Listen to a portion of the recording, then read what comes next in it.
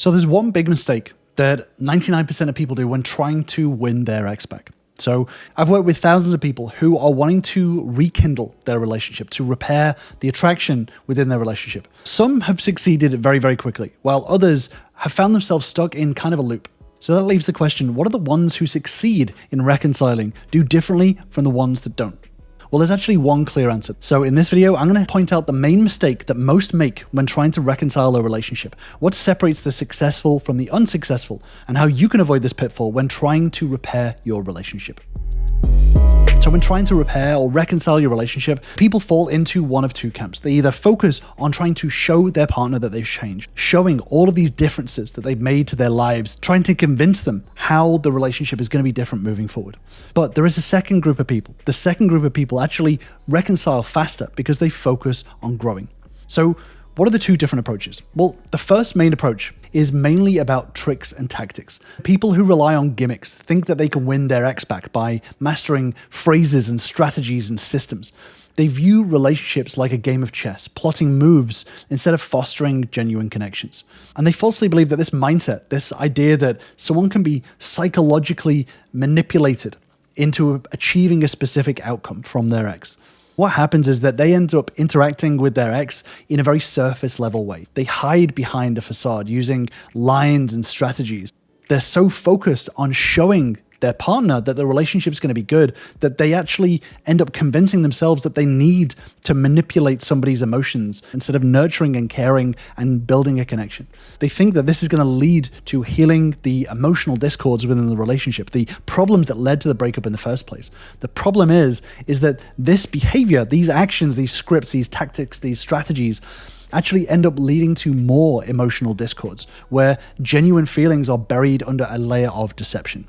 And this causes an emotional disconnect. So this reliance on the showing tactics, the showing that they've changed, that showing that they're different, showing how incredible they are as a partner leads to a lot of burnout and it leads to a lot of disconnect with your ex-partner. The problem is that these tactics, these showing tactics can actually work for a little bit. They can actually manage to reconcile with their ex temporarily. These short-term tricks can convince someone that you've changed. These words may sound very persuasive and they may sell your ex-partner on this idea that you've changed. You may be able to make a sale, but unfortunately, over time, these words often end up being very, very empty as the connection lacks authenticity and it lacks honesty. But there is a second approach. And this second approach is what all of my successful members end up following. This is the growing approach. So the people that do manage to reconcile and repair their relationship are focused on growing. They commit to becoming better individuals. They seek to understand themselves, heal their own emotional wounds, and evolve for their own sake, not just to re-attract their ex-partner. And there is a psychological basis for this. This is in line with self-determination theory, which says that intrinsic motivation leads to a lot more meaningful personal development. And as a result of this, they end up cultivating a much more healthy mindset. They develop a sense of self-worth. They recognize that their happiness doesn't hinge on one person. They know that if their ex doesn't return to them, they're still going to have a fulfilling life ahead of them. And this mindset actually ends up fostering a lot more resilience. And this enables them to handle rejection from their partner, their ex-partner, without spiraling into despair. And as a result of that, that often means that the reaction that your ex-partner is expecting from you doesn't come. They don't get this negative, toxic reaction. And that in itself disrupts the pattern within your partner for their expectations. They realize that something is different.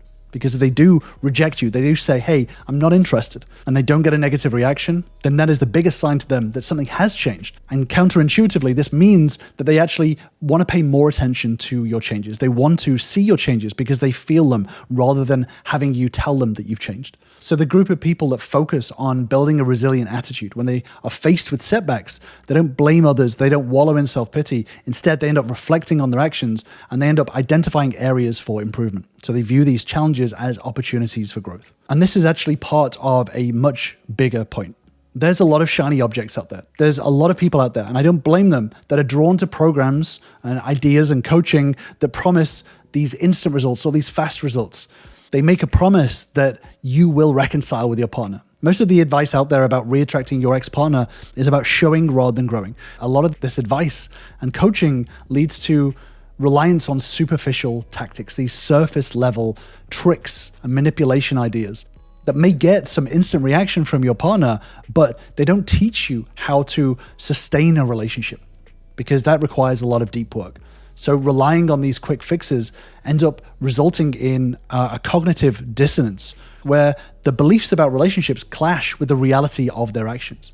And the reason is that it sells better. People gravitate towards quick tips. You know, if someone makes you a promise that you're going to be able to reconcile within 2 months or 3 months, or you're going to get this reaction, rather than confronting the deep work, the tough work, and the emotional truths that require a lot deeper introspection and a lot more self-awareness, a lot of people are going to go for the quick fix. But unfortunately, using tricks, tactics, scripts ends up backfiring.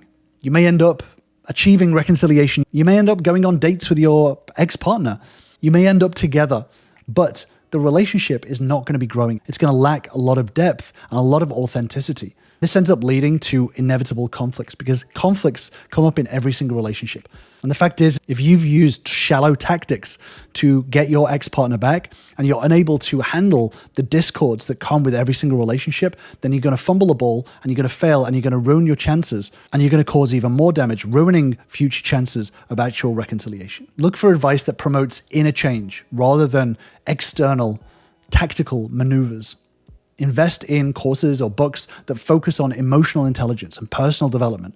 The hard work, the grinding work, this is going to help you build a much more robust emotional foundation for the future, whether it's a relationship with your ex-partner, your current partner, or a different partner. It's important to take charge of your own life. You know, you're not a passive participant just waiting around for your ex-partner to come back or waiting for your relationship to change. You are actively shaping your future. And this leadership mentality is going to empower you to make decisions that align with your long-term happiness for yourself and for your future partner. So how do we do this? Well, it's important to take the time to be responsible for your emotions. Take the time to explore why your relationship ended in the first place. Reflect on your emotional patterns and how they impacted the dynamic. Step is really, really critical for avoiding pitfalls in the future.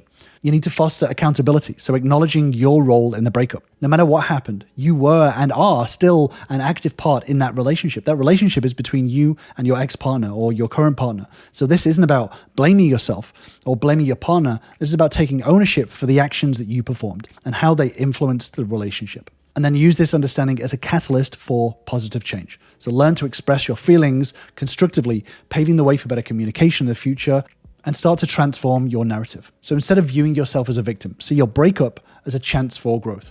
You know, each experience offers an opportunity to learn more and more about yourself and your needs in a relationship.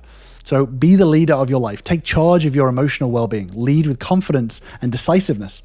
And ultimately, your future self is going to thank you. Being proactive fosters resilience and emotional stability. And make sure that every step forward, you celebrate. You take this as a moment of victory. Acknowledging your achievements along the way is going to help you to keep motivated and growing and moving forward within yourself. Ensuring that you are focused on actual growth. You know, and like I said, this is part of a bigger skill set. And this is exactly what I work with my members on. My most successful members all have the same mindset. Even as they're building and growing their relationship, they're still focused in the direction of how can I grow more? How can I change? How can I learn more to overcome the discords within the relationship, to overcome my own emotional patterns, and to build the skills that are valuable? And as a result, by focusing inwards, they end up becoming more attractive to their partner because they're focused on the right thing for the right reasons. And this is what leads so many of them to repair their relationship with their ex-partner or their current partner. So if you do want to join us, then join me on free Relationship Bootcamp, where you'll learn the same steps and tools that all of my members use to start turning their relationships around. Just click on the link in the description to grab your spot. As you're going through this process, whether it's a breakup or the repairing of the relationship, it's really crucial that you take a look at the overthinking traps that lead you in the wrong direction, that lead you away from growth. I've actually done a deeper dive video on these overthinking traps that convince you that you're doing something, that you are taking action, when actually you're just treading water. So I'm going to leave you with that deep dive video, and I will see you over there.